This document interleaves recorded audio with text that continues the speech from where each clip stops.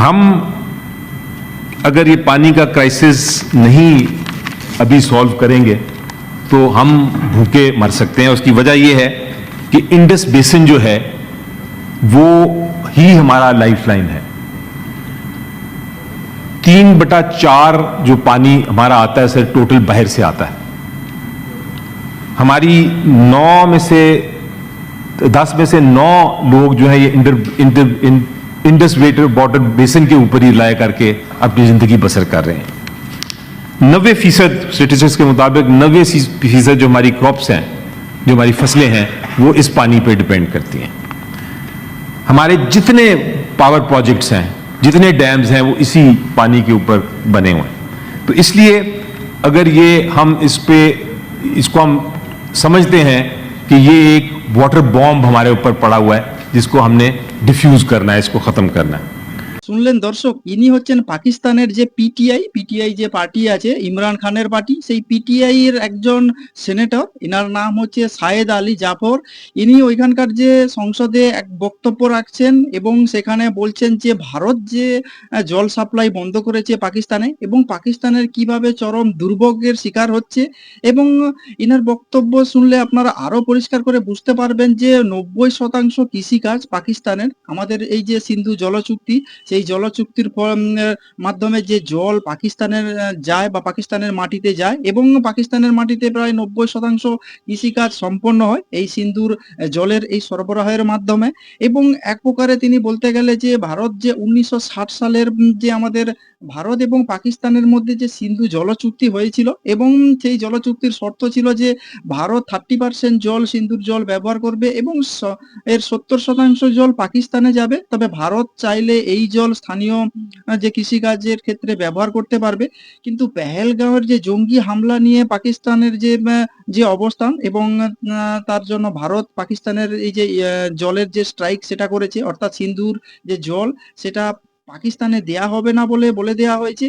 এবং ভারতের প্রধানমন্ত্রী নরেন্দ্র মোদী এক প্রকার পরিষ্কার করে বলে দিয়েছে যে একসঙ্গে জল এবং রক্ত বইতে পারে না। অর্থাৎ পাকিস্তান বা পাকিস্তানের মধ্যে যেসব জঙ্গি সংগঠনগুলো আছে সেই সব জঙ্গি সংগঠনগুলোকে ধ্বংস করতে হবে এবং পাকিস্তান যদি তাদের মদদ দেয় তাহলে ভারত এই সিন্ধু জল চুক্তি বাতিল করেছে এবং এই বাতিলই থাকবে। অর্থাৎ সিন্ধু থেকে এক ফোঁটা জল পাকিস্তানে যাবে না। যেখানে পাকিস্তানের 90% কৃষিকাজ এই সিন্ধুর জলের উপর নির্ভর করে হয়ে থাকে এবং পাকিস্তানের যেসব জলবিদ্যুৎ কেন্দ্রগুলো আছে সেই জলবিদ্যুৎ কেন্দ্র থেকে যে বিদ্যুৎ উৎপাদন হয় সেটাও এই সিন্ধুর জলের উপর নির্ভর করে হয়ে থাকে। এবং পাকিস্তানের যে টোটাল জিডিপি, সেই জিডিপির 25% কিন্তু নির্ভরশীল এই কৃষিকাজের ওপরে এবং সেই কৃষিকাজও বলতে গেলে এই জলের ওপরে নির্ভরশীল। এবং সেখানে তিনি বলতেন যে ভারত এক প্রকার বলতে গেলে একটা ওয়াটার বোম্ব পাকিস্তানের ওপরে প্রয়োগ করেছে। অঞ্চলগুলোতে এই সিন্ধুর জল প্রবাহিত হয় সেইগুলো, সেখানকার কৃষিকাজ সম্পূর্ণরূপে বন্ধ হয়ে গিয়েছে। এবং ইনার বক্তব্যে পরিষ্কার হয়ে গেছে যে তিনি বলছেন যে কিভাবে ভারত পাকিস্তানের ওপরে যে ওয়াটার বোম্ব, সেই ওয়াটার বোম্ব এক প্রকারে বলতে গেলে নিক্ষেপ করেছে। অর্থাৎ পাকিস্তানের যেসব জঙ্গি সংগঠন আছে সেইগুলোর বিরুদ্ধে পাকিস্তানকে কড়া ব্যবস্থা নিতে হবে। পাকিস্তান যদি তাদের যে জঙ্গি সংগঠনগুলোর বিরুদ্ধে কড়া ব্যবস্থা না নেয় তাহলে ভারতের এই যে সিন্ধু জল চুক্তি বাতিল থাকবে। এবং ভারত এই সিন্ধু জল চুক্তি বাতিলের সঙ্গেও আরো একদিক থেকে বলতে গেলে ওয়াটার বম্ব প্রয়োগ করতে যাচ্ছে, সেটা হচ্ছে আফগানিস্তান।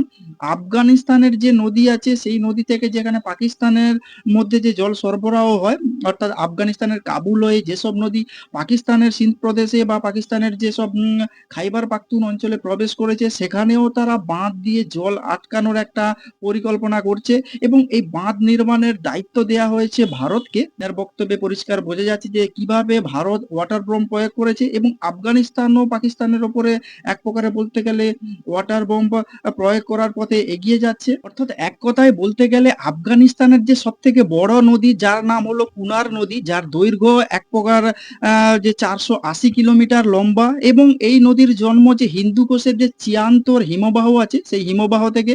এবং এই কুনার নদী যে পাক অধিকৃত জম্মু কাশ্মীরের যে গিলগিট বালুচিস্তানের যে সীমান্তবর্তী এলাকায় রয়েছে এই হিমবাহ এবং লম্বা রাস্তা পাড়ি দিয়ে এই কুনার নদী মিশেছে কাবুল নদীতে এবং এই কাবুল নদী আবার আফগানিস্তান পেরিয়ে পাকিস্তানে ঢুকেছে এবং পাকিস্তানের যে সিন্ধু নদীতে গিয়ে পড়েছে।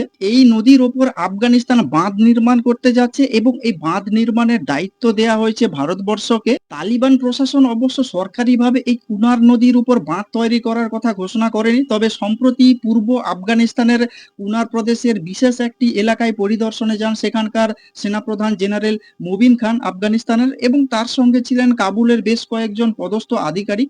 এরপরে জেনারেল যে মুবিন খান সম্ভাব্য বাঁধ নির্মাণের যে এলাকা সেই এলাকা ঘুরে দেখেছেন বলে যেটা সূত্র মারফত বিভিন্ন তথ্য থেকে জানা যাচ্ছে এবং আফগানিস্তানের এই নেতা আরও বলেন যে আফগানিস্তানের যে কৃষিকে শক্তিশালী করার জন্য এবং বিদ্যুতের চাহিদা মেটাতে বাঁধ তৈরি করে জল আটকাতে হবে। অন্যদিকে আফগানিস্তানের আরো একটি বাঁধ তৈরি করার বরাত পেয়েছে ভারত এবং যার নাম হচ্ছে শাহতুত বাঁধ। এটি তৈরি হলে একটি যেমন বদলাবে কাবুলের অর্থনীতি, অন্যদিকে তেমনি পাকিস্তানের যে যাওয়া জল অর্থাৎ আফগানিস্তানের মধ্যে দিয়ে যে পাকিস্তানে জল সরবরাহ হয় সেই জলও আটকাতে পারবে আফগানিস্তান। শাহতুত বাঁধের নির্মাণ খরচ 23,26 লক্ষ ডলার ধার্য করা হয়েছে। এটি তৈরি হলে কাবুল এবং তার যে সংলগ্ন এলাকার যে 20 লক্ষ আফগান নাগরিক এর সুবিধা বা ফল ভোগ করতে পারবেন এবং পরিশ্রুত পানীয় জল পাবেন। এছাড়া 4,000 হেক্টর জমির সেচের সমস্যা দূর হবে। এই শাহতুত বাঁধ নিয়ে ইতিমধ্যেই হুমকি দিয়ে রেখেছে পাকিস্তান এবং পাকিস্তান সরকারের হুঁশিয়ারি, এই বাঁধের কাজ শুরু হলে তাকে যুদ্ধ হিসাবে দেখা হবে। তালিবান অবশ্য বিষয়টিকে একেবারে গুরুত্ব দেয়নি, উল্টে এ ব্যাপারে ভারতের সঙ্গে নিবিড় যোগাযোগ তৈরির চেষ্টা করে যাচ্ছে এবং গত 15ই মে আফগানিস্তানের ভারপ্রাপ্ত বিদেশমন্ত্রী মৌলভী আমির খান মুত্তাকির সঙ্গে ফোনে কথা বলেন ভারতের বিদেশমন্ত্রী এস জয়শঙ্কর। কাবুলের বর্তমান সরকারকে এখনো স্বীকৃতি দেয়নি ভারত, তবে ইতিমধ্যে বিদেশ সচিব বিক্রম মিশ্রি একাধিকবার তালিবান নেতৃত্বের সঙ্গে বৈঠক করেছেন এবং সেখানে যে প্রস্তাবিত যে বাঁধ সেই বাঁধ নির্মাণের জন্য ভারতকে অনুরোধ করা হয়েছে এবং ভারত সেই বাঁধ নির্মাণ করবে বলে জানা যাচ্ছে।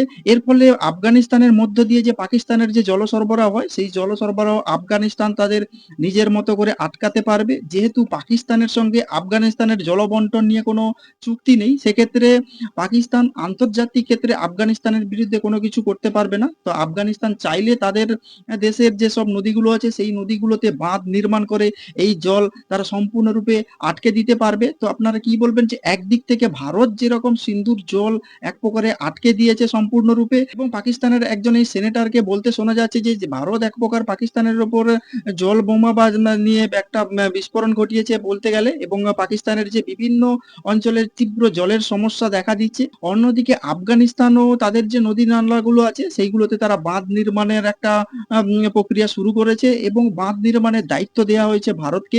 আফগানিস্তান তাদের নিজেদের ইচ্ছে মতো তারা জল আটকাতে পারবে। আপনারা যদি এইসব বিষয়ে কোনো কিছু বলতে চান তাহলে অবশ্যই কমেন্টস বক্সে কমেন্টস করতে পারেন। আর নজর রাখুন চিন্তা টিভি।